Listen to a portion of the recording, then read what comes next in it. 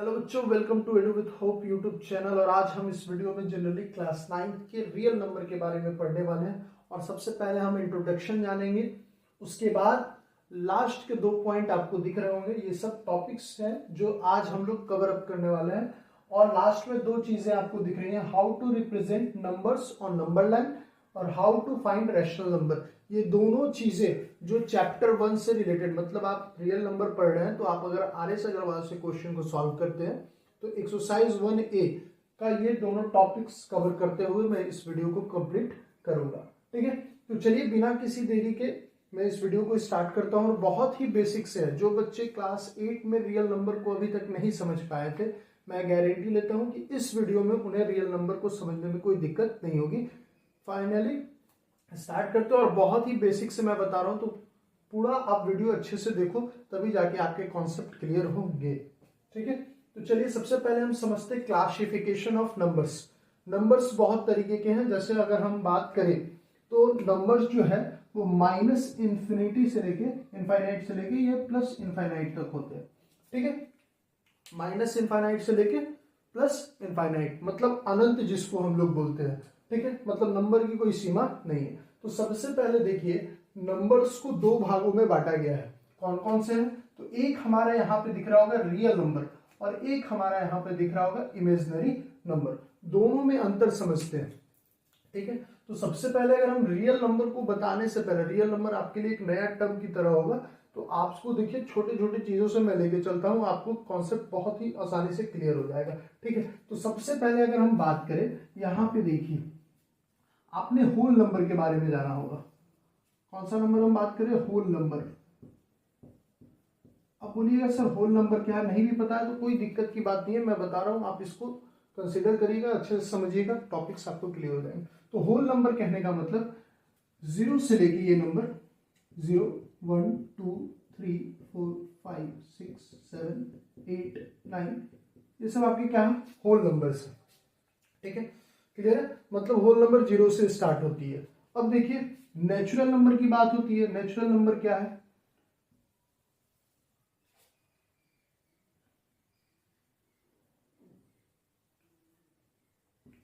ये हुआ हमारा नेचुरल नंबर। नेचुरल नंबर जो है वो स्टार्टिंग होती है 1 2 3 4 से लेकर 9 तक 5 तक, मतलब जितने भी नंबर्स हैं वो नेचुरल नंबर होंगे, लेकिन स्टार्टिंग उसकी कहां से होगी? 1 से होगी। ठीक है, तो 1 से स्टार्टिंग होगी, और 0 इंक्लूड कर देंगे तो वो होल नंबर हो जाएगा। ठीक है, 1 से स्टार्टिंग होगी तो ये हमारा नेचुरल नंबर हो गया, और 0 से स्टार्ट हो गया तो वो हमारा क्या हो गया? होल नंबर हो गया। ठीक है, अब देखिए इसके बाद अगर हम बात करें, ये सारे को हम इंटीजर्स बोलते हैं। क्या बोलते हैं? इंटीजर्स बोलते हैं। आगे हम लोग इसके बारे में पढ़ेंगे कि इंटीजर्स जो होते हैं वो 2 तरीके के होते हैं। एक होते हैं निगेटिव और एक होते हैं नॉन निगेटिव।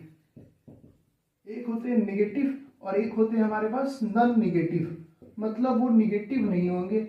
ठीक है, तो हम लोग अगर बात करें, ये जो नेचुरल नंबर हमने लिखा या ये जो होल नंबर हमने लिखा, ये जनरली क्या है? नॉन निगेटिव इंटीजर्स है। कैसे इंटीजर्स है?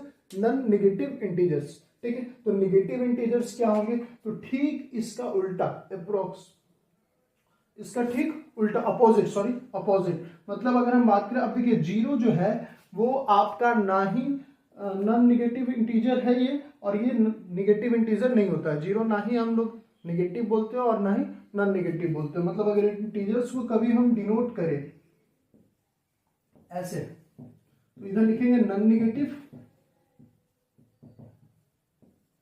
इधर मान लीजिए, सॉरी हमेशा लेफ्ट साइड निगेटिव होती है, और इधर हमारा नॉन निगेटिव, और बीच में हम 0 को कंसीडर करेंगे। ठीक है, तो अभी हम लोग ये सब फिलहाल थोड़ा बहुत जान रहे हैं, उसके बाद अच्छे से हम लोग और डिटेल में अभी पढ़ेंगे। ठीक है, तो आपको फाइनली क्लियर हो गया। ये जो होल नंबर है नेचुरल नंबर है, तो नेचुरल नंबर स्टार्टिंग विथ 1 और 0 इंक्लूड कर देंगे तो वो होल नंबर हो जाएगा, और ये सारे इंटीजर्स के पार्ट है। नॉन निगेटिव इंटीजर्स ये सब हो गए। निगेटिव इंटीजर्स कहने का क्या मतलब? -1 -2 -3 -4, ये सब हमारे क्या होंगे? निगेटिव इंटीजर्स हो जाएंगे। ठीक है, तो नंबर्स को देखिए अलग अलग फॉर्म में बांटा गया है। तो हम लोग यहाँ पे 2 नंबर लिखे, क्लासिफिकेशन ऑफ नंबर हमने कहा है, तो यहाँ रियल नंबर है और इमेजिनरी नंबर है। ठीक है, अब ये जो इंटीजर्स आ गए, ठीक है, तो जितने भी इंटीजर्स हैं वो सारे के सारे रैशनल नंबर होते हैं। क्या होते हैं?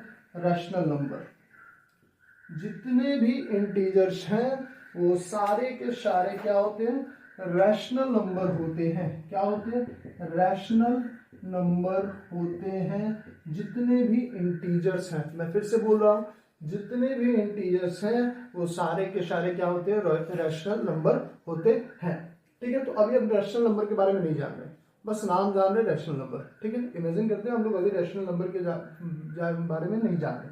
ठीक है, तो जनरली अब हम थोड़ा सा रियल नंबर पे आते हैं कि रियल नंबर क्या होता है, इमेजिनरी नंबर क्या होता है। तो देखिए, रियल नंबर कहने का क्या मतलब?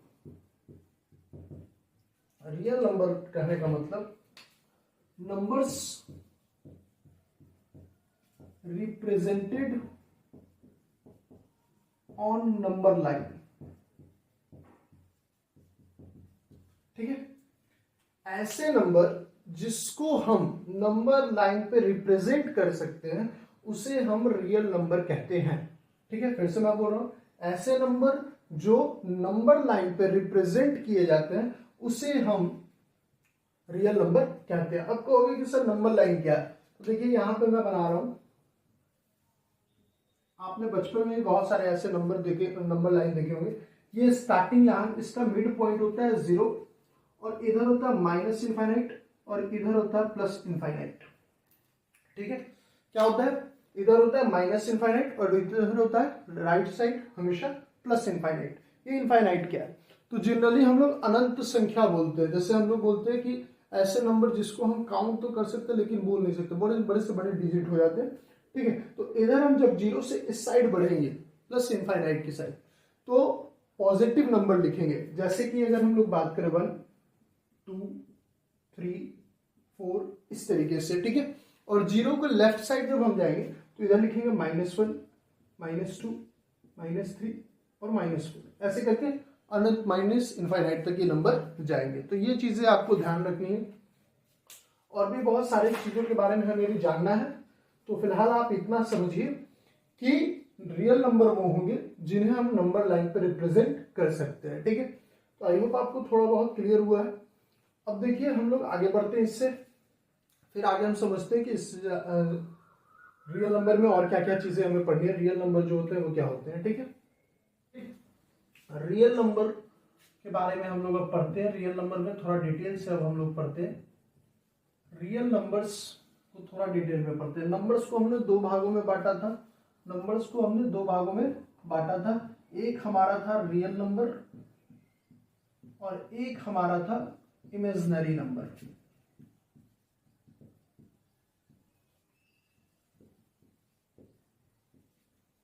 ठीक है, एक हमारा रियल नंबर था और एक हमारा इमेजिनरी नंबर। रियल नंबर क्या था? Numbers which represented on number line. तो हमने अभी तक क्या पढ़ा था कि जितने भी इंटीजर्स हैं उसको आप नंबर लाइन पर रिप्रेजेंट कर सकते हैं और जितने भी इंटीजर्स हैं वो रैशनल नंबर होते हैं। सबसे पहले हम रैशनल नंबर को क्लियर कर देते हैं। रैशनल नंबर क्या है, क्योंकि हमें रैशनल नंबर जानना बहुत जरूरी है। तो रैशनल नंबर हमारा है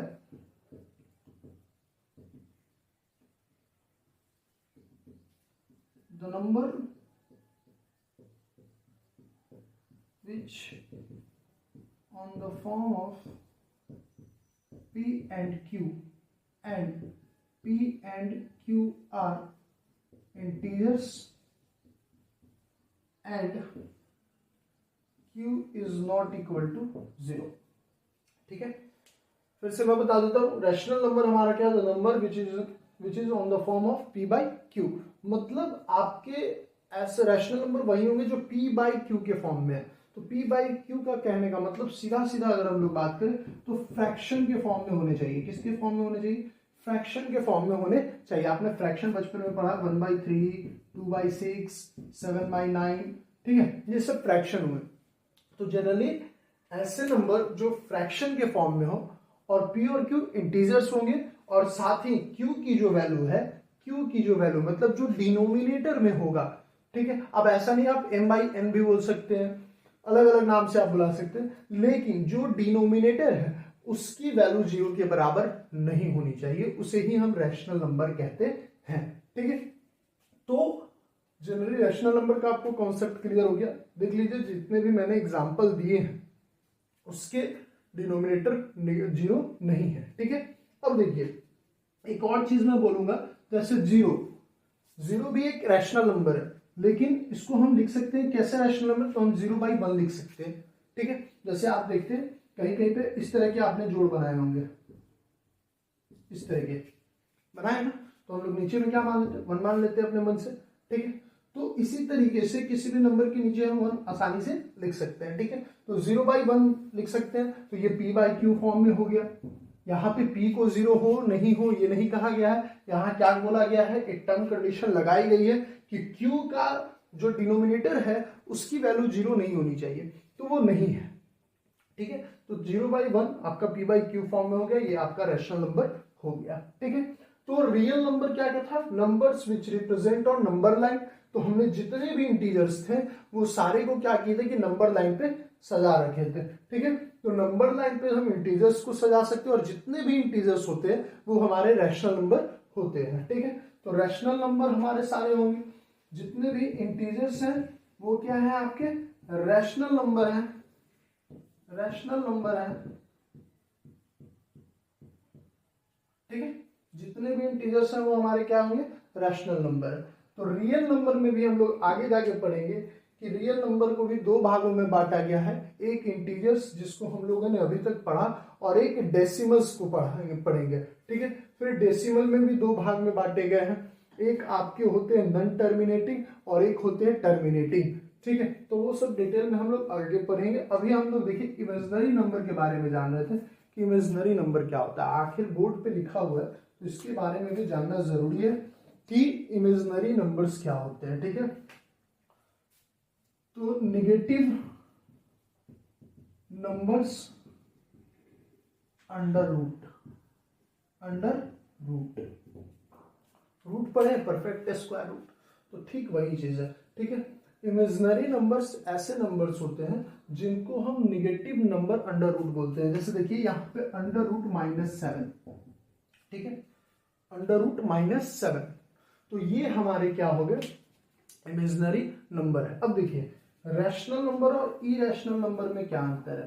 ठीक है, आप अभी रैशनल नंबर तो पढ़ोगे ही, साथ में इरेशनल नंबर भी पढ़ोगे।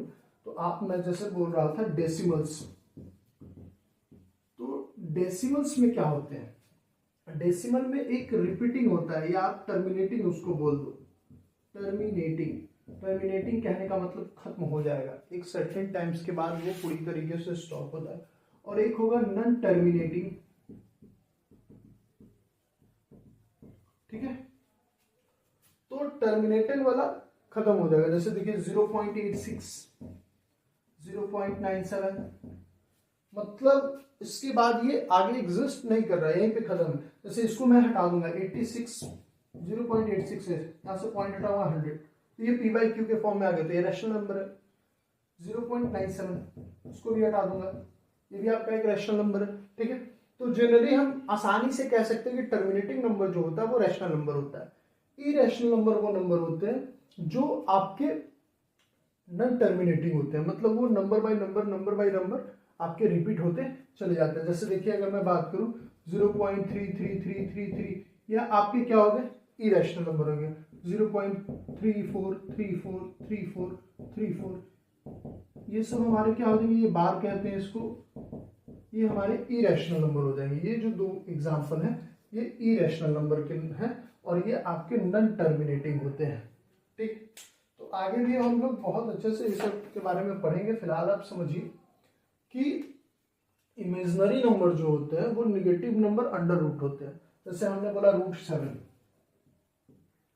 ठीक है, तो √7 इज अ इरेशनल नंबर। देखिए एक चीज और मैं बता देता हूं, परफेक्ट स्क्वायर वाले ही रैशनल नंबर होंगे, परफेक्ट स्क्वायर वाले ही रैशनल नंबर होंगे। ठीक है, हमेशा ध्यान रखना, परफेक्ट स्क्वायर वाले ही रैशनल नंबर होंगे, बाकी सब इरेशनल नंबर होंगे।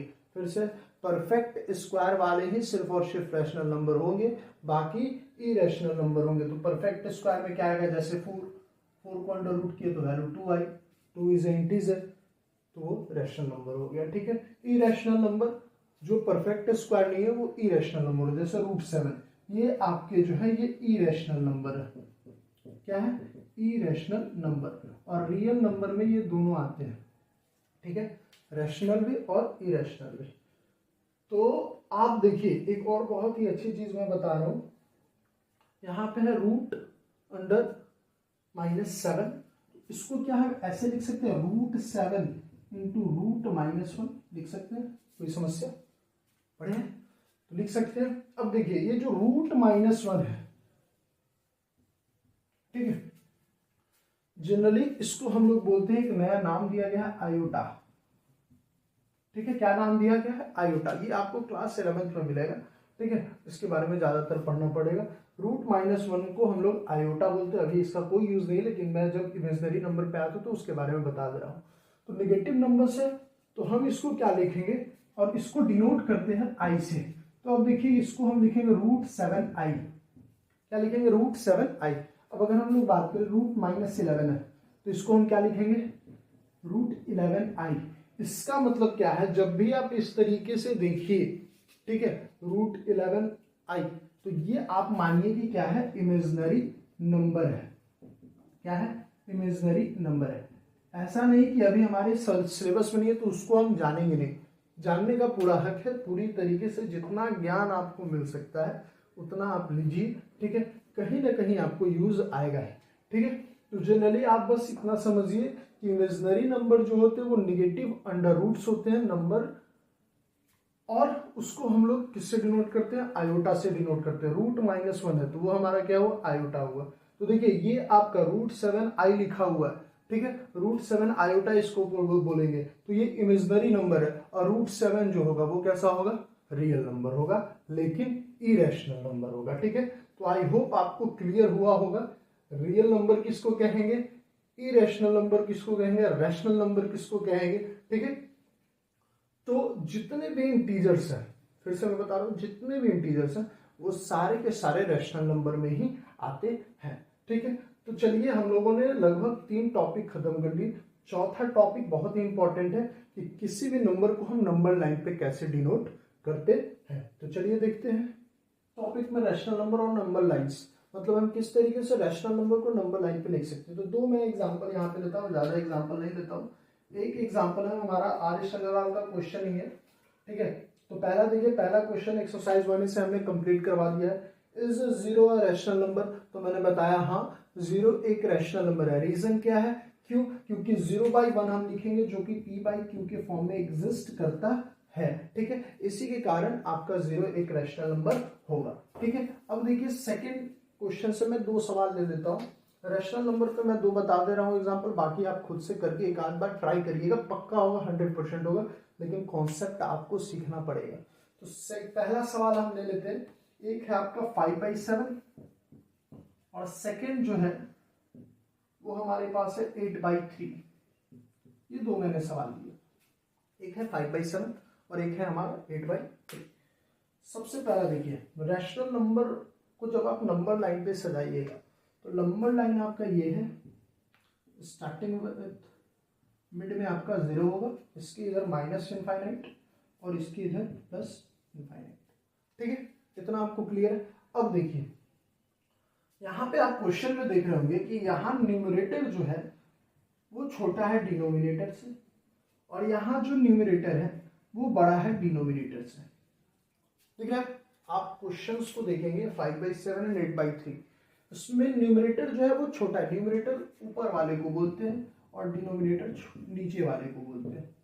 ठीक है, तो आप यहाँ पे क्या देख पा रहे हैं कि एक में न्यूमरेटर छोटा है और एक में न्यूमरेटर बड़ा है। ठीक है, तो दोनों क्वेश्चन को जो डील करने का तरीका है वो अलग अलग है।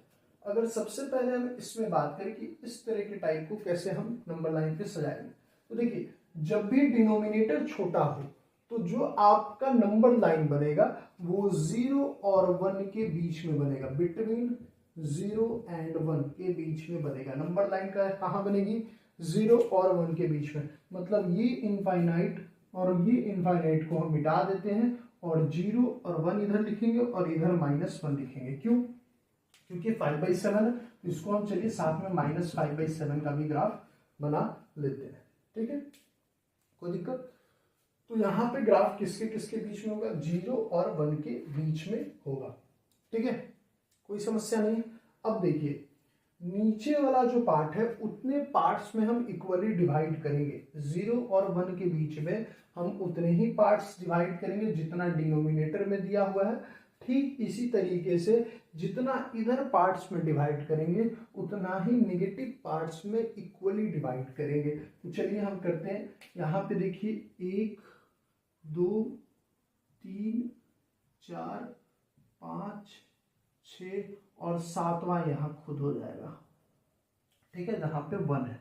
तो आप क्या देख रहे हैं, जितने डिनोमिनेटर रहेंगे उतने पार्ट्स में हम उसको डिवाइड करेंगे। तो देखिए 1 2 3 4 5 6 और 7।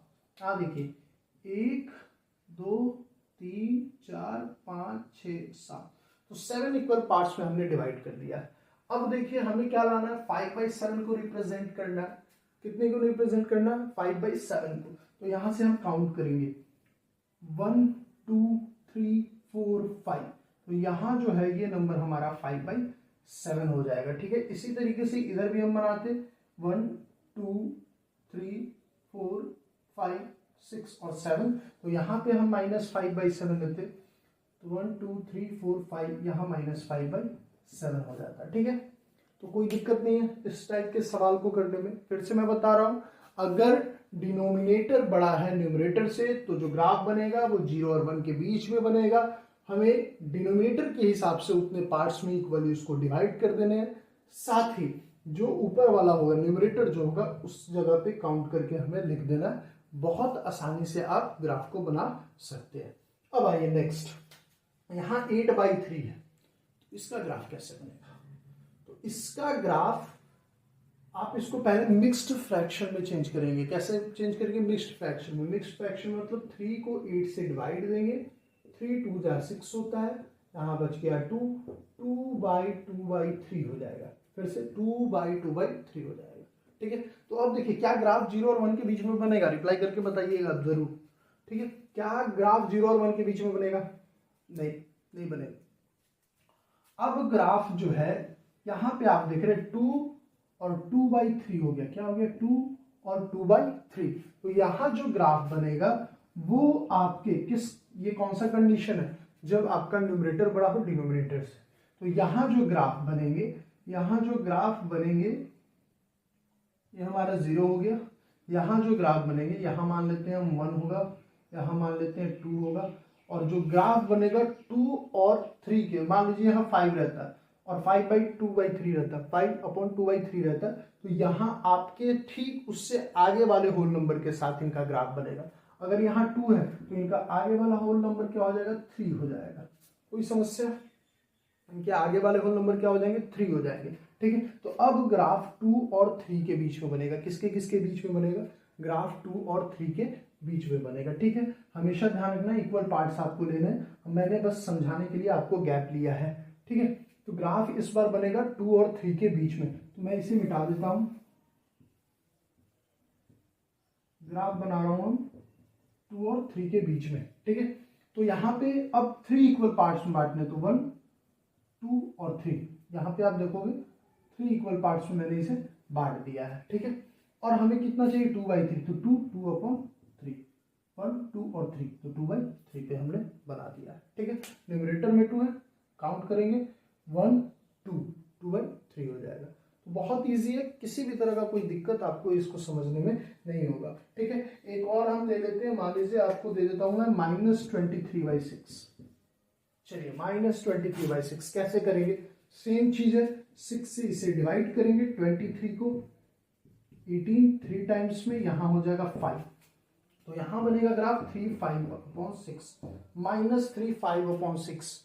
ठीक है, ग्राफ बनेगा 0 से नीचे, ये मेरा 0, ये 1, ये 2 और ये हमारा हो जाएगा 3। सब पे माइनस बैठा देना है, किसी पे माइनस छोड़ना नहीं है। अब देखिए यहाँ पे आप देखोगे कि -3/5/6 है। तो ये जो ग्राफ बनेगा वो -3 और -4 के बीच में बनेगा। तो यहाँ पे हम -3 एक, कितने टोटल पार्ट्स करने हैं, डिनोमिनेटर को देखेंगे 6 पार्ट्स करने, तो 1 2 और छोटा करना पड़ेगा 1 2 3 4 5 6, सॉरी ये तो 6 नेक्स्ट में ही गया, ये हमारा 6। और क्या बना रहे हैं सर, 1 2 3 4 5 6, ठीक है। तो अगर हम लोग देखेंगे, अब हमें लाई कहाँ करना है 5 पे, तो 1 2 3 4 5, यहाँ पे हमारा हो जाएगा -3/5/6, ठीक है। तो बहुत ही सिंपल है ग्राफ बनाना, किसी भी तरह का कोई टेंशन इसमें बनाने में आपको नहीं होगा, ठीक है। तो चलिए नेक्स्ट, अब टॉपिक जो हमारा है how to find rational number, तो हम लोग बिटवीन टू रैशनल नंबर, ठीक है। तो दो नंबर के बीच में कैसे हम रैशनल नंबर निकालेंगे उसको पढ़ते हैं। नेक्स्ट जो टॉपिक है how to find rational number, ठीक है। अब रैशनल नंबर को आपको कैसे फाइंड करना उसके बारे में हम लोग पढ़ेंगे। तो देखिए यहाँ दो क्वेश्चन है, एक है जिसमें find rational number between 3/5 and 2/5, ये आगे होना चाहिए था, ठीक है। तो हमें रैशनल नंबर फाइंड करना है 3/8 और 2/5 के बीच में, मतलब कोई भी एक रैशनल नंबर इनके बीच में हमें फाइंड करना है। तो एक ये क्वेश्चन हो गया। सेकंड जो क्वेश्चन कह रहा है find 5 rational number between 3/5 and 2/3, ये दोनों आपके RS अग्रवाल के क्वेश्चन है, ये 3 का फर्स्ट और ये 7 नंबर क्वेश्चन है, ठीक है। तो दोनों को मैं सॉल्व कर देता हूँ। इसके बीच के जो भी क्वेश्चन है आप ठीक इसी तरीके से, जो भी वीडियो मैंने आपको अभी दे रहा हूँ ये पूरा वीडियो आप देखिएगा, आपको कोई किसी भी तरह का प्रॉब्लम नहीं रह जाएगा, ठीक है। तो 3/5 और 2/3 के बीच में आपको रैशनल नंबर फाइंड करना है। सबसे पहला काम आपको जो आना चाहिए, ठीक है, बुरा नहीं मानिएगा, सबसे पहला काम जो आना चाहिए, इन दोनों में से कौन सा बड़ा है, कौन सा बिगर है, उसको आपको फाइंड करना है। 3/8 और 2/5 में कौन सा बड़ा होगा, कुछ नहीं करना है। अगर आपको पता नहीं चल रहा है तो दोनों का एलसीएम निकाल लेंगे। एलसीएम कहने का मतलब लिस्ट कॉमन मल्टीपल, ठीक है। तो सबसे छोटा कॉमन मल्टीपल इन दोनों में कौन सा है, तो आप कहोगे कि सर इन दोनों में सबसे छोटा जो कॉमन मल्टीपल है वो 40 है। 40 है तो 40 इसका आपका न्यूमरेटर हो जाएगा, डिनोमिनेटर हो जाएगा, ठीक है। अब आप देखिए बहुत ही सिंपल है, 3/8 और एक है 2/5, आप माइंडली भी कर सकते हैं। जैसे 5 से 40 कितने टाइम्स में आता है, 8 टाइम्स में आता है, ऊपर 8 से मल्टीप्लाई कर दो, ये नंबर 16 हो गया। ये कितने टाइम्स में आएगा, 8 से 40 कितने टाइम्स में आएगा, 5 टाइम्स में आएगा, ऊपर 5 से मल्टीप्लाई कर दो 15। दैट मीन्स कि जो 2/5 है वो ग्रेटर देन है किससे, 3/8 से। इस तरीके से फाइंड करें, इसका फटाक से बताइए। 5 3 का कॉमन मल्टीपल 15 है, 15 5 से 3 टाइम्स में आते हैं तो ऊपर हो जाएगा ये 9, 3 से ये 5 टाइम्स में आता है ये 10, इसका मतलब अगेन 3/5 इज लेस देन 2/3।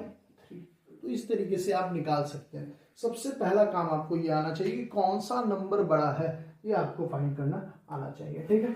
तो चलिए हम लोगों ने जान लिया किस तरीके से नंबर को हम फाइंड कर सकते हैं कि कौन सा नंबर बड़ा है। अगर आपको किसी भी दो नंबर के बीच में का अगर आपसे रैशनल नंबर पूछे कोई भी एक, तो सबसे सिंपल तरीका है कि आप पहले क्या करोगे, इस नंबर को कुछ भी मान सकते हैं। अगर मान लीजिए हमने x माना और इसे क्या मान लिया y, तो फर्स्ट कंडीशन ये है कि x is less than y, मतलब y जो है वो बड़ा रहेगा किससे, x से, ठीक है।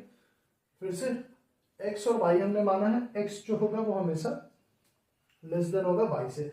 अगर ऐसा होता है, ठीक है, अगर ऐसा होता है और दोनों के दोनों रैशनल नंबर होने चाहिए, ये कंपलसरी है, दोनों के दोनों रैशनल नंबर है, जिसे एक को x माना है एक y माना है, और हमेशा x is greater than x is less than y होना चाहिए। अब देखिए अगर ऐसा होगा तो इसके लिए एक सिंपल सा फॉर्मूला है, 1/2 इंटू एक्स प्लस वाई कर देंगे। क्या कर देंगे, 1/2 इंटू एक्स प्लस वाई कर देंगे, हमें मिल जाएगा इनके बीच का रैशनल नंबर। और देखिए यहाँ पे क्या है, 3/8 है, हम लिख देते हैं 1/2 3/8 प्लस क्या हो जाएगा 2/5। सेम कंडीशन जो हम लोगों ने किया था वही काम यहाँ पे होगा। तो यहाँ पे अगर हम देखेंगे 8 5 का एलसीएम 40 होता है, ये 1/2 बाहर का बाहर रह जाएगा, 5 टाइम्स में ये 15 हो जाएगा और ये हो जाएगा हमारा 16।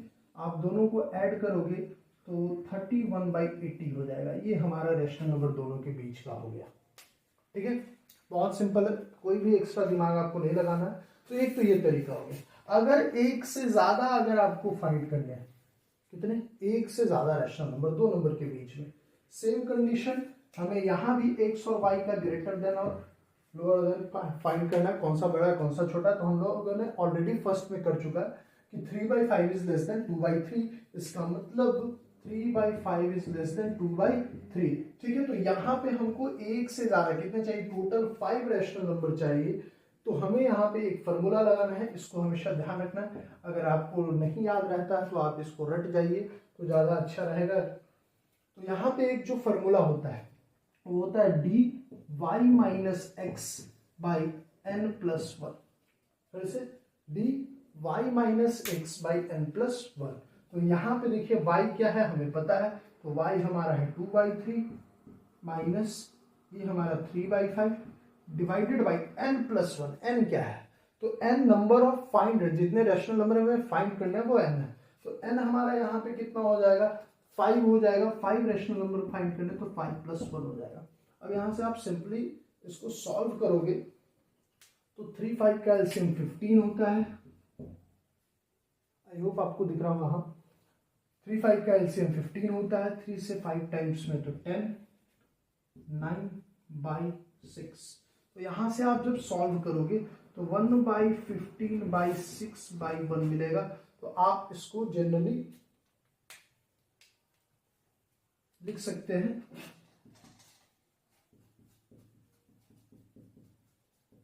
1/90। क्या लिख सकते हैं, 1/90। डी की जो वैल्यू आई हमारी वो कितनी आई, 1/90 आई।